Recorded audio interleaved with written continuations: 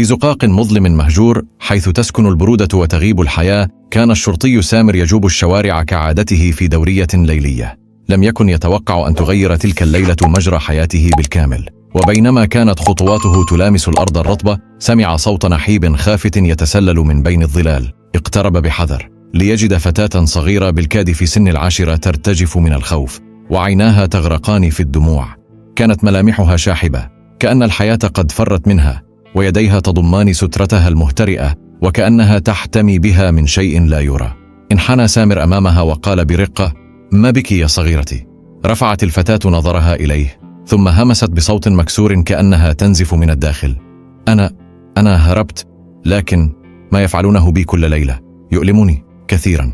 جمد الدم في عروق سامر. لم تكن مجرد كلمات، بل كانت صرخة ألم عالقة في صدر صغير لا يقوى على التعبير.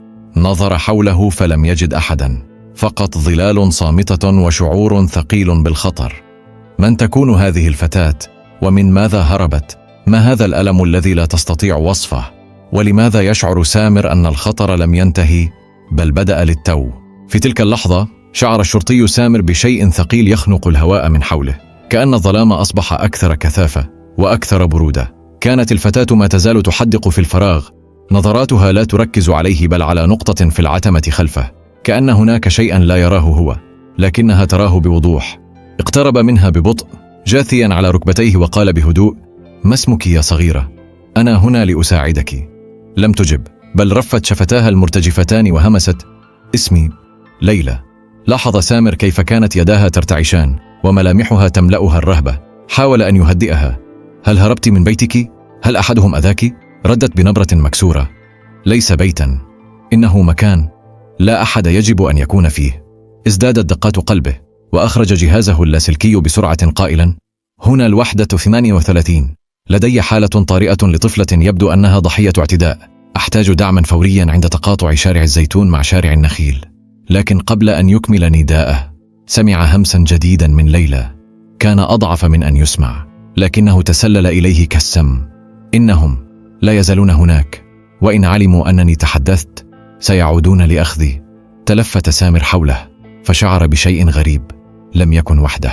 أخذ الشرطي سامر نفسا عميقا يحاول أن يخفي ارتجاف صوته. كان قد واجه في حياته المهنية الكثير من الحالات، لكنه لم يشعر من قبل بهذا الثقل الذي يسكن المكان، وكأن شيئا مظلما يزحف بين الظلال يراقبه ويهدده بصمت. ليلى كانت صامتة تحدق في العدم، وذراعاها مطويتان بقوة حول جسدها الصغير. قال سامر بنبرة دافئة: ليلى، لا أحد سيؤذيك بعد الآن، أنا هنا وسأبقى معك. رفت عيناها ببطء وكأنها تحاول تصديق كلماته، لكنها لم تتكلم. في تلك اللحظة سمع صوتا خافتا من خلفه. التفت سريعا، لكن الشارع كان فارغا تماما، لا شيء سوى الأعمدة الصامتة وضوء المصابيح المرتجف وصدى أنفاسه. عاد بنظره إلى ليلى فسألها بلطف: من هم؟ من الذين يؤذونك؟ هزت رأسها ثم همست بصوت مكسور: إنهم لا يحبون الضوء، يأتون فقط في الليل ويأخذوننا واحدا تلو الآخر. اتسعت عينا سامر: يأخذونكم؟ من أيضا كان معك؟ أجابت وهي تهمس كمن يخشى أن يسمعه أحد: أطفال كثيرون في الغرفة السفلية، لا نعرف أين نحن، فقط نسمع الصراخ ولا نرى إلا الظلام. شعر سامر أن قلبه يتوقف لثوان. رفع جهازه اللاسلكي من جديد، وصوته هذه المرة يحمل لهجة استنفار: هنا الضابط سامر، الحالة أخطر مما توقعت، أطلب وحدة دعم وأفضلية لتدخل فوري. يبدو أن هناك مكانا يحتجز فيه أطفال. ردت وحدة المركز: وصلتنا إشارتك، الدعم في الطريق، ابق في موقعك وابق على الخط. أغلق سامر الجهاز ببطء وركع مجددا أمام ليلى. هل تعرفين مكانهم؟ هل يمكنك أن تدليني؟ لم ترد، لكنها رفعت يدها الصغيرة المرتجفة وأشارت إلى نهاية الزقاق، حيث كانت هناك بناية قديمة متهالكة مهجورة من زمن طويل. قالت بصوت خافت: من هناك، من الطابق السفلي. نهض سامر، عيناه لا تفارقان المبنى، كأنه ينظر إلى فم وحش يوشك أن يبتلع الحقيقة. أمسك بيد ليلى بلطف وسار بها بحذر نحو المبنى.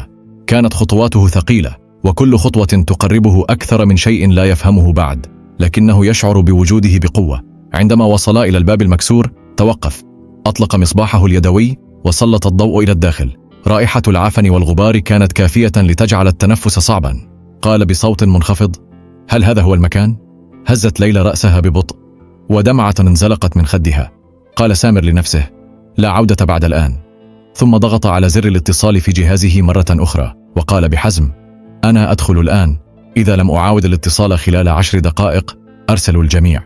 وتقدم وسط الصمت نحو المجهول. دخل سامر البناية المهجورة وهو يمسك بمصباحه بيد، وبلطف يمسك يد ليلى باليد الأخرى. كانت رائحة الرطوبة والموت القديم تخنق الأنفاس. الأرضية متشققة والجدران مغطاة بطبقات من الغبار والعفن، وكل خطوة كانت تصدر صريرا يشبه صرخة بعيدة. كان الظلام كثيفا حتى الضوء بدا وكأنه لا يريد التوغل فيه. قال سامر بهمس: ليلى، هل أنت متأكدة أن هذا هو المكان؟ أجابت بصوت يكاد لا يسمع: نعم، تحت الأرض. هناك باب خشبي مخفي خلف الرف القديم. سار سامر ببطء نحو الجدار الذي أشارت إليه. بالفعل كان هناك رف متهالك تتدلى منه كتب ممزقة وصناديق فارغة. مد يده ودفعه جانبا بصعوبة ليظهر خلفه باب خشبي صغير مغطى بالأوساخ. انحنى سامر، وضع أذنه عليه. كان الصمت مطبقا، لكن إحساسه كان يقول له إن ما خلف الباب ليس فارغا. فتح الباب ببطء. صريره اخترق الصمت وكأنه إنذار. ظهرت أمامه درج ضيق ينزل إلى أسفل حيث لا يرى شيء. قال بحذر: ابقي هنا ليلى، لا تتحركي مهما حدث، مفهوم؟ هزت رأسها ببطء وجثت على الأرض ممسكة بركبتيها. نزل سامر الدرج بخطوات متوترة. كلما اقترب زادت الرطوبة والهواء أصبح أكثر ثقلا. أخيرا وصل إلى غرفة تحت الأرض مظلمة تماما. سلط الضوء نحو الزوايا ثم تجمد مكانه. كان هناك أطفال، 5 ربما 6، أعمارهم بين 5 و8 سنوات. أجسادهم هزيلة، عيونهم غائرة، ينكمشون في الزوايا كأنهم يريدون الاختفاء من العالم. أحدهم وهو صبي صغير نظر إلى الضوء وصرخ مذعورا قبل أن يغطي وجهه بيديه. قال سامر بلطف: لا تخافوا، أنا شرطي، جئت لأخرجكم من هنا.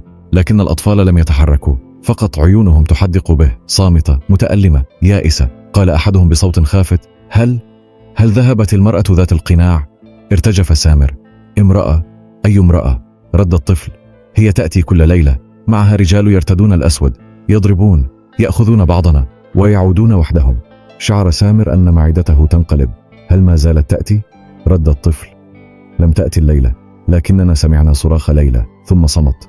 فتح سامر جهاز الاتصال وقال فورا: وجدت أطفالا في قبو البناية المهجورة خلف شارع النخيل، بعضهم في حالة حرجة، أحتاج إلى فريق إسعاف فورا. في تلك اللحظة سمع صوت خطوات من فوق رأسه، صوت ثقيل منتظم يقترب ببطء نحو الباب المفتوح. رفع مسدسه فورا وأطفأ المصباح. في الظلام تسلل نحو الدرج وعيناه تراقبان فتحة السقف. ثم سمع الهمس، صوت امرأة: ليلى، أين أنت؟ شهق سامر، قلبه يقرع كطبول الحرب. هل وصلوا؟ هل عاد الكابوس؟ وماذا سيفعل الآن وهو وحده وسط الظلام ومعه مجموعة من الأطفال الهاربين من الجحيم؟ كان الصوت واضحا يهمس من الأعلى بصوت امرأة يملأه الهدوء المخيف: ليلى، تعالي، لا تخافي عزيزتي. جمد الصوت الدم في عروق سامر، وأيقن أن الخطر لم يكن وهما، وأن كل كلمة قالتها ليلى كانت حقيقية. أدار نظره بسرعة نحو الأطفال وأشار لهم بيده أن يلزموا الصمت. كانوا يتشبثون ببعضهم كأن أي حركة قد تكشفهم للوحش الذي يطاردهم منذ زمن. ثم بدأ بالصعود بخفة، خطوة تلو الأخرى، يحاول ألا يحدث صوتا. قلبه ينبض بعنف وجبينه يتصبب عرقا رغم برودة الجو. كان الصوت يقترب، الخطوات تصبح أوضح، والهواء يزداد ثقلا. عند أعلى الدرج وقف خلف الباب نصف المفتوح وراقب بحذر. من خلال فتحة ضيقة بين الباب والحائط رأى امرأة ترتدي عباءة طويلة سوداء، ووجهها مغطى بقناع أبيض ناصع مرسوم عليه فم مبتسم مزيف ومرعب. كانت تمشي بهدوء وكأنها على يقين تام بأن لا أحد يستطيع منعها. قالت وهي تلتفت نحو الظلام: تعتقدون أنكم هربتم؟ لا أحد يهرب منا. خلفها ظهر رجلان بملابس سوداء ضيقة يحملان مصابيح خافتة وسكاكين في أيديهم.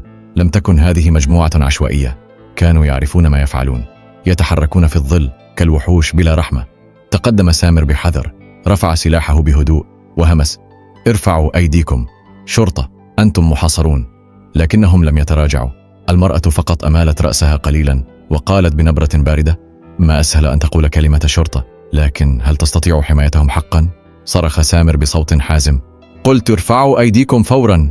في لحظة اندفع أحد الرجال نحوه سريعا وكأن لا شيء يخيفه. أطلق سامر النار فأصابه في ساقه فسقط يصرخ من الألم. الرجل الثاني فر نحو الخلف واختفت المرأة وسط الظلال، صوت عباءتها وهي تحتك بالأرض كفحيح أفعى. ركض سامر نحو الباب الخلفي شاهدا طرف عباءتها يختفي في الزقاق. أطلق إنذارا عبر الجهاز اللاسلكي. المشتبهون هربوا من الباب الخلفي. أحتاج طوقا أمنيا حول المبنى. وصلت سيارات الشرطة بعد دقائق تتزاحم في المكان، أضواؤها تملأ الشوارع. نزلت فرق الإسعاف أيضا وأسرع المسعفون نحو الباب. أخرج سامر الأطفال من القبو واحدا تلو الآخر، عيونهم فارغة، أجسادهم ضعيفة لكنهم أحياء. كل طفل كان قصة معاناة مغلقة بصمت، لا أحد يتكلم لكن الصرخات كانت حاضرة في العيون. ليلى جلست على الرصيف وقد لفت نفسها بسترة سامر. كانت شاحبة تنظر إلى الأطفال لكنها لم تبتسم، فقط راقبتهم بصمت. اقترب منها سامر، جلس إلى جانبها وقال بلطف: لقد كنت شجاعة ليلى، لولاك لما رأيناهم. قالت بهدوء دون أن تنظر إليه: كانوا يأخذون واحدا كل ليلة. في البداية كنا نبكي لكن بعد أيام توقفنا عن البكاء. لم يكن ينفع. حاول سامر أن يجد ما يقوله لكنه شعر بأن الكلمات كلها فارغة أمام هذا الكم من الألم. في تلك اللحظة خرج أحد الضباط من المبنى يحمل كيسا صغيرا، سلمه لسامر وقال: هذا كان في الغرفة الجانبية، يبدو دفترا. فتح سامر الكيس. كان دفترا مبللا مغطى ببقع غامقة، في داخله رسومات، وجوه بلا أعين، سلاسل، أبواب مغلقة. بعض الصفحات كتب عليها بخط متقطع: أنقذونا، هي ستأتي الليلة، الظلام له اسم. كان قلب سامر يتمزق. هذا ليس بيتا، هذا سجن، جحيم مخفي في وسط المدينة. وصلت الضابطة هالة وكانت من بين فرق الدعم. ألقت نظرة على الدفتر ثم نظرت إلى سامر وقالت: سامر، هل تعتقد أن هذه عملية فردية؟ رد وهو يقلب الصفحة الأخيرة حيث كان مرسوم قصر كبير تحته كلمة واحدة: المزرعة. قال ببطء: لا، هذا مجرد رأس الخيط. أظن أن هناك شبكة أكبر مما نتخيل. أمسك هاتفه وبدأ يكتب مذكرة فورية: نحتاج إلى مراقبة القصر الموجود في التلال الغربية، احتمالية وجود أطفال آخرين فيه مرتفعة. ليلى ذكرت اسم المزرعة. نظرت إليه هالة باستغراب. المزرعة؟ تعني تلك المزرعة القديمة التي اشتراها أحد الأثرياء قبل سنوات؟ أجاب: نعم.